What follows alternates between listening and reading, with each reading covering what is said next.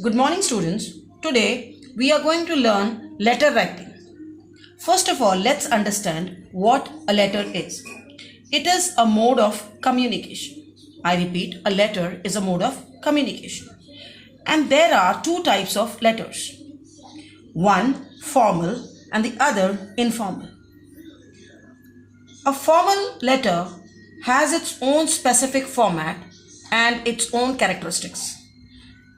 The formal letter is one which is written to heads of institutions, heads of departments, from one office to the other office. Here, the language is curt and very crisp. The content is to the point. We do not exchange pleasantries over here. The length is short as per the requirement. This type of letters include applications for any kind, then business letters, letters to the editor, letters of inquiry, letters of complaints to any official. On the other hand, the informal letter is the one that is written to friends, family members or relatives.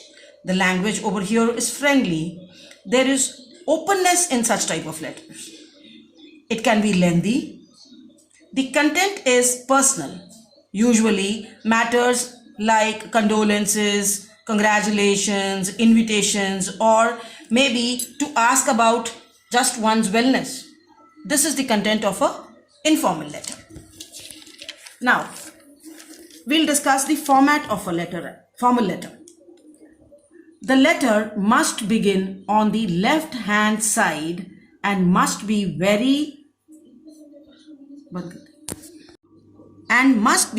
adjacent to the margin. Like the margin is here, I have folded the margin for you. Take this, that this is the margin, and see how I am writing.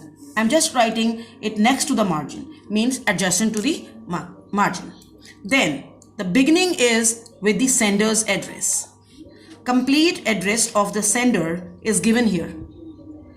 No punctuation, like if we write the name of a street and then we put a comma, that is not required. You just have to write it without any punctuation. Alright, but when it comes to examination, if the address is given in the question, then it is okay. You can write that question. Otherwise, you just write examination hall, XYZ city, etc. Then the sender's address is followed immediately by the date. The date is written just after the address. Then I have discussed the method of writing the date. You should write it like this. If it is clear, you can see it here, 26 April, 2020 or April 26, 2020. But not like we put those slashes and write, right? That is a wrong method. Then the date is followed by the receiver's address. Here, keep one thing in mind, that the letter should be addressed to some person. Like if it is maybe the manager, the editor, so that is compulsory over here. So I've written the letter must be addressed to the respective official as per the body of the letter or the subject of the letter. Like if it is to the newspaper, then it should be addressed to the editor. If it is sale or purchase of something, it should be to the manager or the sales manager. And if it is to the school or college, then it should be addressed to the principal, maybe the headmistress, etc. Then this is followed by the subject. This line is very compulsory as it is like an introduction to the content. It is like an introduction to what we are going to write in the letter. And this must not exceed 6 to 7 words. We should not write a very lengthy sentence, right? And then moreover, it should never begin in the continuous form of the verb. Like हम कई बार करते हैं, हम लिखते हैं subject लिख के arrow डाल देते हैं, हम लिखते हैं expressing concern. It should not be like that. You cannot write expressing concern, complaining against something, but you will write to express concern about whatever it is, to complain against whatever it is. The subject is followed by salutation. This is a form of addressal like sir, madam, etc. But keep in mind, we are not supposed to use the word respected with sir or madam. Why? Because as such, these are very respectful words. We don't write respected sir, respected madam. These two words are very respectful in themselves. And please do not use abbreviations, short forms. Like this is a slang. Usually what we in the class we use ma'am for madam. It is all right in the class, but in the written form we are not supposed to do that. So it will never be this way. It will always be madam. Then after this comes the content or the body of the letter. The most important part of the letter. This is the most important part, as this is actually going to tell you what the letter is all about. All right, here we are going to express our thoughts and our views here. Then it can be divided into paragraphs.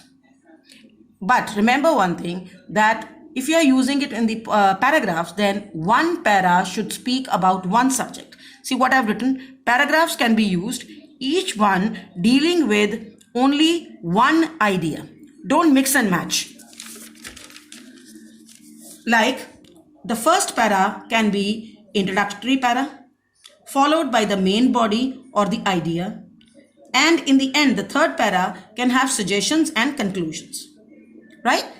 And after this, the letter ends with subscription. The ending formality. This is also called as the ending formality. It is also called as the complimentary close. Remember one thing, students, that this must be very polite. It is usually seen that people use yours truly. Earlier in the letters it was allowed. There was an apostrophe when we were writing yours, like what I've written over here. Yours truly, yours faithfully, yours sincerely. But now we use only yours truly without the apostrophe. So what I've written over here is, see, it is usually seen that people write yours truly. See, I've used the apostrophe here, but this is an old style and not acceptable now. So we only use yours straight away without the apostrophe here on the letters, in the letters. All right. Then comes your signature. There must be a signature followed by the name of the signing dignitary. Whoever has signed, the person's name should be mentioned below, followed by his or her designation. Now to some guidelines as to how you are going to write a letter. If you want to write a really good letter, there are a few guidelines. Let's go through them. Be brief. You should be very brief. You should not be beating around the bush. Be very clear. Actually, you should know what you're writing, what you want to express, and then you write about it. Then come straight to the point. Then proper format is a must. It is not that whenever you feel like writing in a format, you write it and then otherwise you leave it. No, you are not going to do that. You will write the letter in a proper format. No mixing of formats should be there. Like you may have learned many formats, some of them the old ones and the new ones, but follow what is in like use at that time whenever you're writing it. Language should be very simple and direct.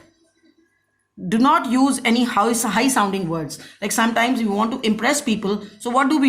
We try and use vocabulary which is very high sounding. We want to impress people, but that doesn't help.